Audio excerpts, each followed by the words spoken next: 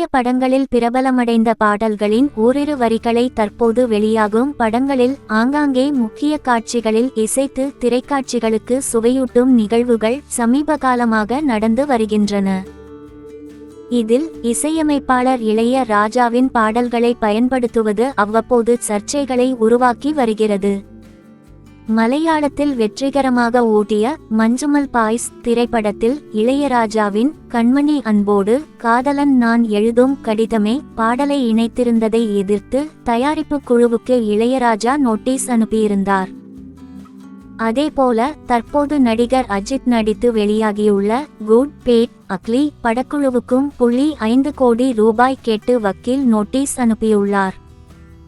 இந்த விவகாரம் ஏற்கனவே விவாதிக்கப்பட்டிருந்தாலும் தற்போது அஜித் படத்தின் மூலம் மீண்டும் விவாதத்திற்கு வந்துள்ளது. சமீபத்தில் நடந்த சினிமா நிகழ்ச்சி ஒன்றில் பேசிய இசையமைப்பாளர் கங்கை அமரன், அன்னக்கிளி உன்னை தேடுதே உள்ளிட்ட சில பாடல்கள் கோடி கணக்கில் விற்பனையாகியும் எங்களுக்கு ஒரு பைசா கூட வரவில்லை. அதனால் அதன் பிறகு இசைக்கப்பட்ட பாடல் உரிமைகளை நாங்கள் வைத்துக் கொண்டோம். $7 கோடி கொடுத்து ஒரு இசையமைப்பாளரை நியமிக்கிறீர்கள். அவரது பாட்டு ஹிட் ஆகவில்லை. எங்கள் பாட்டை எடுத்து போடுகிறீர்கள். அதற்கு ரசிகர்கள் கைதட்டுகிறார்கள், விசிலடிக்கிறார்கள், ஆட்டமாடுகின்றனர். அதற்கு எங்களுக்கு கூலி வர வேண்டாமா என்று கேள்வி எழுப்பியுள்ளார். அவரது கேள்வியில் நியாயம் இருப்பதாகவே தெரிகிறது. ஒரு இசைக்கலைஞரின் படைப்பை அவரது அனுமதியில்லாமல் பயன்படுத்துவது நியாயமற்றது.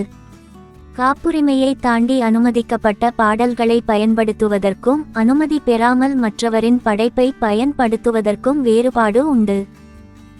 திரையில் வரும் ஒரு காட்சிக்கும் காலகட்டத்திற்கும் பழைய பாடல் ஒன்று வலுசேர்க்கும் என்றால் அதை இயல்பாக பயன்படுத்த நினைப்பதில் தவறில்லை.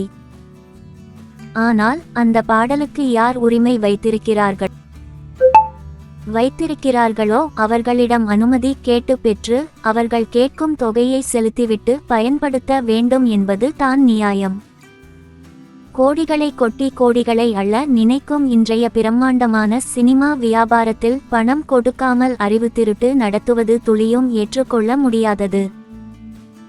இளையராஜா நடத்தும் போராட்டம் அவருக்கானது மட்டுமல்ல, வலுவான சட்ட முன்னுதாரணத்தை வகுத்து கொடுத்து தனக்கு பின்வரும் எளிய இசையமைப்பாளர்களின் உரிமையை நிலைநாட்டவும் சேர்த்தே தான் போராடுகிறார். அவர் எத்தனையோ புதிய இயக்குனர்களுக்கு பணமே வாங்காமல் இசையமைத்து கொடுத்து அந்த படங்களும் பாடல்களும் பெருவெற்றி பெற்றுள்ளதை அந்த இயக்குனர்களே வாக்குமூலமாக அளித்துள்ளனர். அப்படிப்பட்ட இசையமைப்பாளரை பணத்தாசையால் செயல்படுகிறார் என்று சொன்னால் அது சொல்பவர்களின் அறியாமையை தான் வெளிப்படுத்தும்.